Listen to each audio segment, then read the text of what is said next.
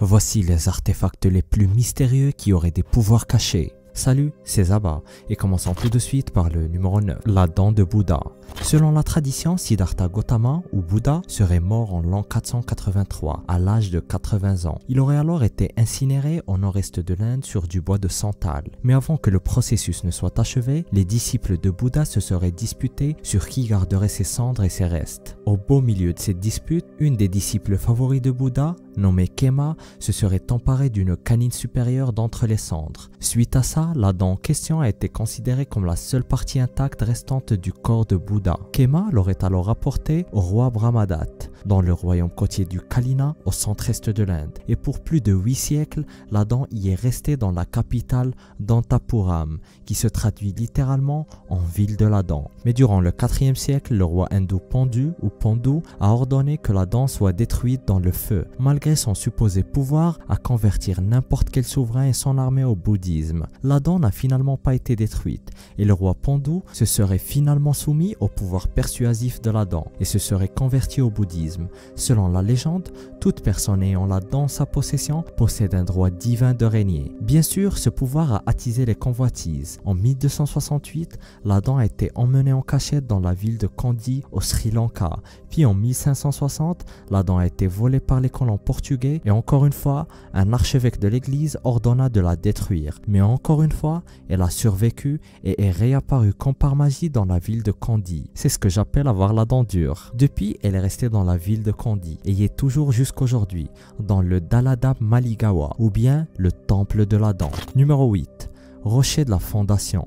Le rocher de la Fondation est à la fois la pierre d'assise du Saint des Saints des temples de Jérusalem, lieu le plus saint du judaïsme et la base du noble sanctuaire, le 3e lieu saint de l'islam sunnite. Et bien que sa localisation exacte soit matière à controverse, une opinion répandue l'identifie au rocher situé au cœur de la mosquée du Dôme du Rocher. Le lieu est hautement sacré pour les 3 religions monothéistes, l'islam, le judaïsme et le christianisme. Et à première vue, ce n'est rien d'autre qu'une roche de calcaire. Néanmoins, ce bout de pierre a été témoin de plein de guerres, de controverses et de débats houleux. Dans la tradition musulmane, le rocher de la Fondation serait l'endroit où le prophète Mahomet ou Mohammed a entamé son ascension vers le paradis. Il y aurait aussi un puits sous le rocher qui serait sans fond. Et selon la légende, toutes les âmes passeraient par là pour être jugées. Et selon la tradition juive, la création du monde aurait commencé au rocher de la Fondation. Ce serait le site des 10 commandements et de l'Arche de l'Alliance, et l'endroit où toutes les créatures vivantes peuvent être touchées par la grâce de Dieu.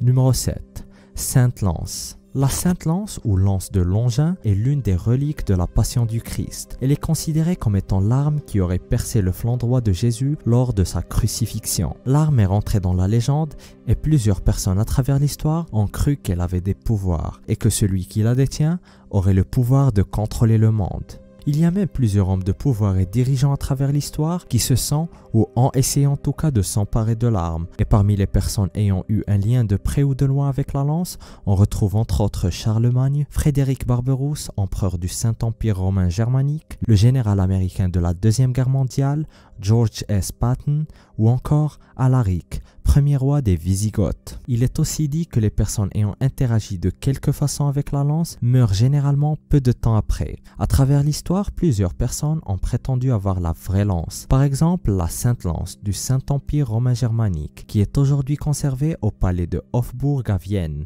dans la chambre du trésor. Mais 2 études approfondies ont prouvé qu'elle a été fabriquée au 7e siècle et n'est donc pas la vraie lance. Une autre Sainte Lance est détenue par le Vatican et est exposée aux fidèles le 5e dimanche de Carême. Toutefois, l'Église catholique romaine ne tranche ni pour ni contre l'authenticité de cette relique. Numéro 6.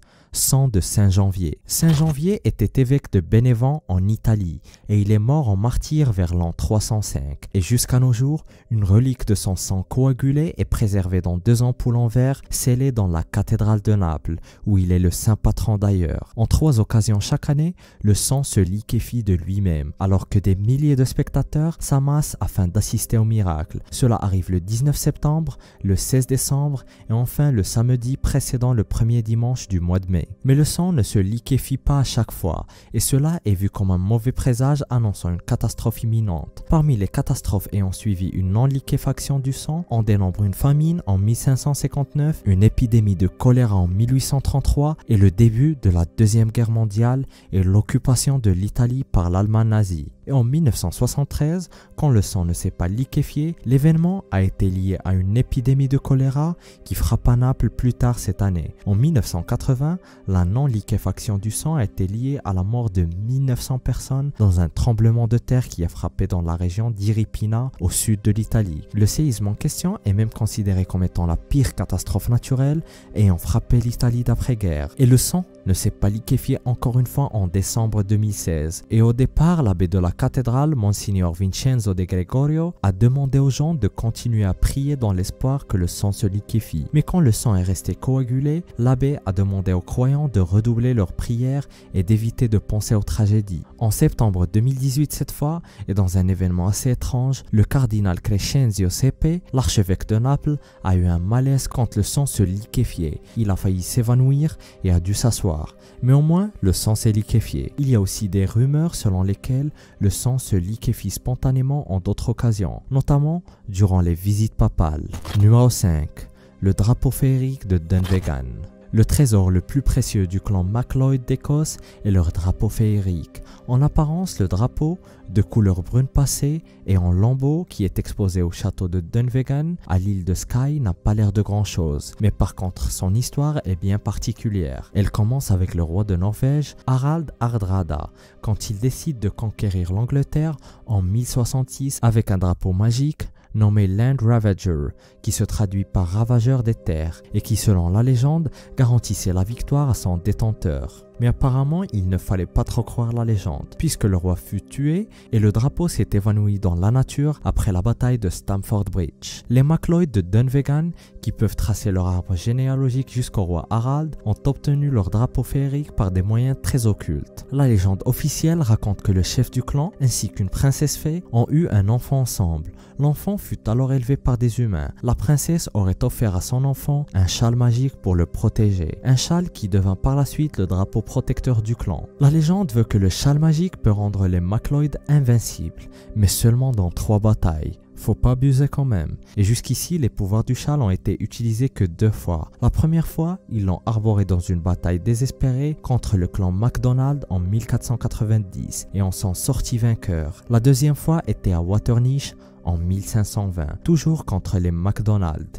Décidément, ils avaient une dent contre eux. Et encore une fois, ils sont sortis vainqueurs. Tu m'étonnes. Et durant la Deuxième Guerre mondiale, plusieurs soldats du clan MacLeod ont emporté des photos du drapeau comme porte-bonheur. Et en 1938, le château de Dunvegan a connu un très gros incendie, mais les dégâts étaient étonnamment minimes. Certains disent que c'est dû au pouvoir du drapeau. Qui sait?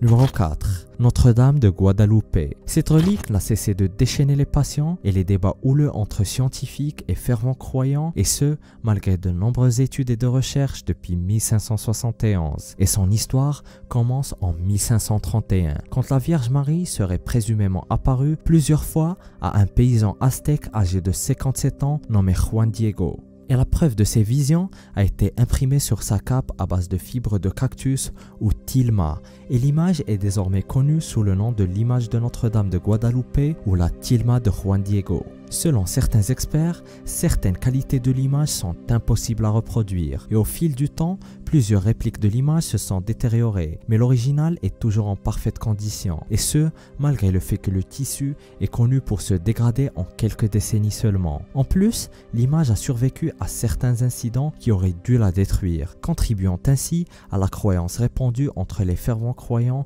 qu'elle serait indestructible. Par exemple, en 1921, une explosion dans la Basilica Guadalupe a détruit pratiquement tout sur son passage, à l'exception du vêtement portant l'image. L'image est aujourd'hui exposée aux yeux de tous à la Basilica à Mexico. Numéro 3.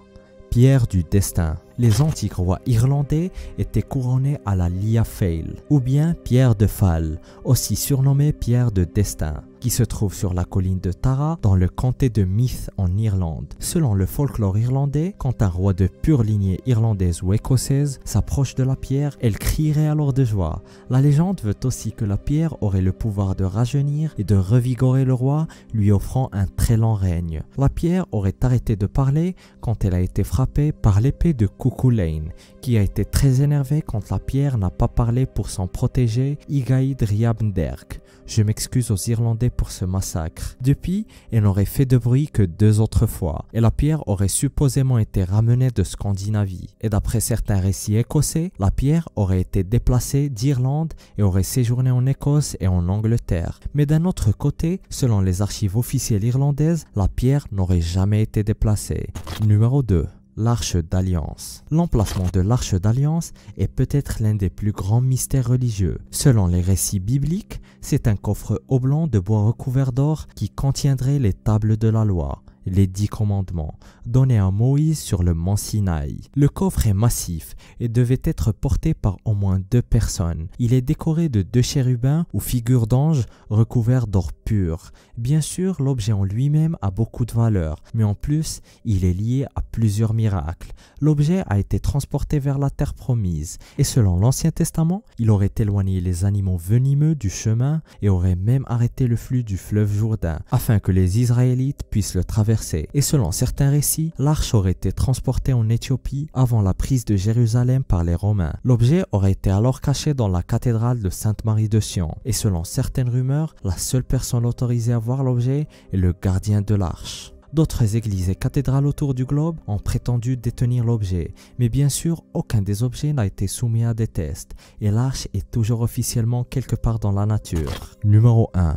La Sainte Droite. Le premier roi de Hongrie, Étienne Ier, est mort en 1038, puis a été canonisé en 1083 par le pape Grégoire VII. Sa dépouille connaît alors un destin rocambolesque. Exhumé de son tombeau, on découvre que son bras droit est intact, alors que le reste de son corps s'est désagrégé. Très rapidement, le bras fut placé dans un reliquaire et fut vénéré par le peuple hongrois. Par la suite, la relique va être ballottée un peu partout en Europe et coupée en 2. Le haut du bras part en Ukraine et la main se balade en Croatie au XIIIe siècle pour être protégée des invasions barbares. Elle est finalement transportée au château de Schönbrunn à Vienne par l'impératrice Marie-Thérèse, avant d'être renvoyée au château de Buda en Hongrie en 1771. Vers la Seconde Guerre mondiale, la main droite est à nouveau rapportée en Autriche pour être protégée. Elle est alors cachée dans une grotte par l'évêque de Salzbourg. Enfin, le 20 août 1945, un prêtre servant dans l'armée américaine rapporte enfin la main en Hongrie. Elle est aujourd'hui conservée dans son magnifique reliquaire au cœur de la basilique Saint-Étienne et est sortie en grande pompe tous les 20 août en l'honneur du très saint roi. Et bien que la relique soit tant vénérée, plusieurs doutent de son authenticité, avançant plusieurs arguments. Le principal étant le manque de la bague que portait le souverain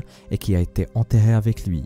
Et ces archéologues ont ouvert une tombe noire en Égypte. Ce qu'ils y ont trouvé a choqué le monde. Découvre-le en cliquant sur cette vidéo.